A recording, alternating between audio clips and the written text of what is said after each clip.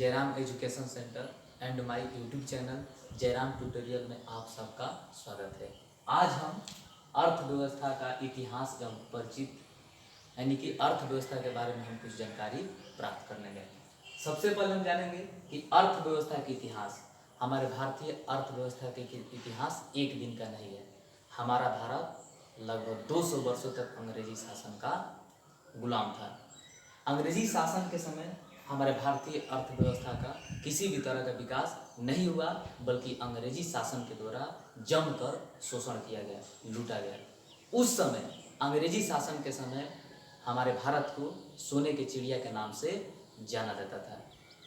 आज़ादी मिलने के बाद 15 अगस्त 1947 को आज़ादी मिलने के बाद हमारी अर्थव्यवस्था को कायम करने के लिए, एक विकास के रास्ते पर लाने के लिए हमारे लिए एक चुनौती हो गया था।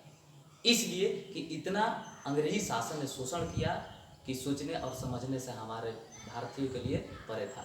अब हम अर्थव्यवस्था के देखिए, अर्थव्यवस्था जो है दो क्रियाओं को संपादित करती है। अर्थव्यवस्था दो क्रियाओं को संपादित करती है, एक वस्तु का उत्पादन करना और दूसरा रोजगार प्रदान करना। यानी अर्थव्यवस्था हमारी आवश्यकता की पूर्ति करने के लिए एक वस्तु का उत्पादन करती है, तो ठीक उसके विपरीत दूसरी तरफ हमारे लिए रोजगार प्रदान करती है। अब हम अर्थव्यवस्था के बारे में जानेंगे कि अर्थव्यवस्था क्या है। तो अर्थव्यवस्था का परिभाषा हम कई शब्दों में दे सकते हैं। देखिए, अर्थव्यवस्था अनेक अर्थशास्त्रियों को अलग अलग मतभेद के अनुसार अलग अलग परिभाषा है। कह सकते हैं कि अर्थव्यवस्था क्या है। तो अर्थव्यवस्था आजीविका अर्जन की एक प्रणाली है, जिसमें मनुष्य किसी भी तरह के काम करते हैं और उस काम के बदले में जो धन अर्जित करते हैं उनसे उनकी आवश्यकताओं की पूर्ति होती है और उनके बच्चों का पालन पोषण होता है। उसे हम अर्थव्यवस्था कहते हैं।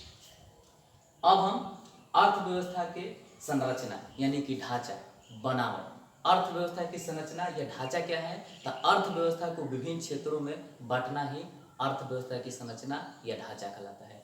अर्थव्यवस्था को संरचना की दृष्टि से 3 क्षेत्रों में बांटा गया है: प्राथमिक क्षेत्र, द्वितीयक क्षेत्र, तृतीय क्षेत्र। प्राथमिक क्षेत्र को प्राइमरी सेक्टर, दूसरा को सेकेंडरी सेक्टर और तृतीय को थर्ड सेक्टर के नाम से हम जानते हैं। देख लीजिए, प्राथमिक क्षेत्र के अंतर्गत कृषि, पशुपालन, मछली पालन, वन।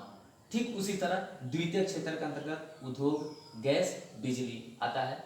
ठीक तृतीय क्षेत्र में बैंक, परिवहन, हॉस्पिटल, जो भी है संचार है, यह तृतीय क्षेत्र के आता है।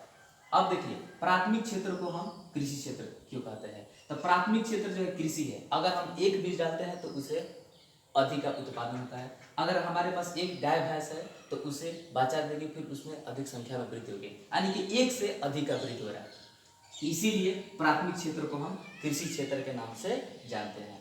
द्वितीय क्षेत्र, अब देख लीजिए, प्राथमिक क्षेत्र में किसी भी तरह का, मान लीजिए कृषि से किसी भी तरह का फसल उत्पादन हुआ, उस फसल को अन्य रूप में परिवर्तन करने के लिए हम द्वितीय क्षेत्र में जाएंगे। वहां पर उद्योग में जाएंगे, कारखाने में अन्य रूपों में परिवर्तन करते हैं, इसलिए उसे उद्योग क्षेत्र के नाम से जानते हैं। यानी कि द्वितीय क्षेत्र को हम उद्योग क्षेत्र कहते हैं।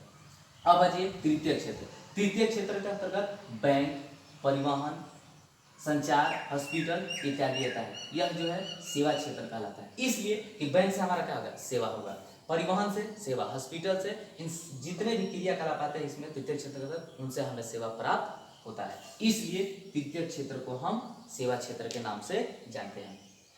अब हम देखते हैं तीसरा, अर्थव्यवस्था के प्रकार। तो अर्थव्यवस्था के जो प्रकार है 3 प्रकार के होते हैं। अर्थव्यवस्था 3 प्रकार की होती है। पहला है पूंजीवादी अर्थव्यवस्था। पूंजीवादी अर्थव्यवस्था क्या है। तो पूंजीवादी अर्थव्यवस्था ऐसी अर्थव्यवस्था है जिस पर अधिकार किसी निजी व्यक्ति का होता है, खास व्यक्ति का होता है। उस अर्थव्यवस्था से उन्हीं व्यक्ति की आवश्यकताओं की पूर्ति होती है, उसे हम पूंजीवादी अर्थव्यवस्था कहते हैं। जैसे हम देश में ले लें तो जापान हो गया, अमेरिका हो गया, इनकी जो अर्थव्यवस्था है सिर्फ इन लोगों के स्वामित्व, यानी कि इनके पास है, इस पर किसी अन्य देश का अधिकार नहीं है, इसलिए इसे पूंजीवादी अर्थव्यवस्था के नाम से जाना जाता है। जापान, अमेरिका, अन्य कोई भी देश होता है। दूसरा, समाजवादी अर्थव्यवस्था। तो समाजवादी अर्थव्यवस्था ऐसी अर्थव्यवस्था है जिस पर पूरे समाज का अधिकार होता है।